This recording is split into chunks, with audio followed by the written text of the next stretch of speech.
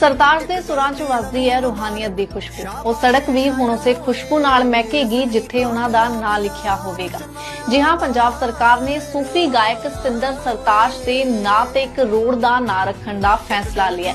ਜਦੋਂ ਵੀ ਕੋਈ ਉਸ ਸੜਕ ਤੋਂ ਲੰਘੇਗਾ ਉਹ ਨਾ ਸਿਰਫ ਮੰਜ਼ਿਲ ਵੱਲ ਜਾਵੇਗਾ ਸਗੋਂ ਸਰਤਾਜ ਦੇ ਸੁਰਾਂ ਦੀ ਖੁਸ਼ਬੂ ਦੇ ਨਾਲ ਰੰਗਿਆ ਜਾਵੇਗਾ। ਇਹ ਮਾਣ ਦਾ ਮੌਕਾ ਹੈ ਕਿ ਪੰਜਾਬ ਸਰਕਾਰ ਦੇ ਵੱਲੋਂ ਸਰਤਾਜ ਦੇ ਨਾਂ ਤੇ ਇੱਕ ਸੜਕ ਦਾ ਨਾਂ ਰੱਖਿਆ ਗਿਆ ਹੈ। ਹੁਸ਼ਿਆਰਪੁਰ ਦੇ ਵਿੱਚ ਸਥਿਤ ਇਸ ਸੜਕ ਤੇ ਹੁਣ ਗਾਇਕ ਸਤਿੰਦਰ ਸਰਤਾਜ ਦਾ ਨਾਂ ਹੋਵੇਗਾ। ਇਸ ਸੰਬੰਧ ਦੇ ਵਿੱਚ ਪੰਜਾਬ ਸਰਕਾਰ ਦੇ ਵੱਲੋਂ ਇੱਕ ਆਫੀਸ਼ੀਅਲ ਨੋਟੀਫਿਕੇਸ਼ਨ ਵੀ ਜਾਰੀ ਕਰ ਦਿੱਤਾ ਗਿਆ ਅਤੇ ਮੁੱਖ ਮੰਤਰੀ ਭਗਵੰਤ ਸਿੰਘ ਮਾਨ 10 ਨਵੰਬਰ ਨੂੰ ਇਸ ਸੜਕ ਦਾ ਸ਼ਾਨਦਾਰ ਉਦਘਾਟਨ ਕਰਨਗੇ।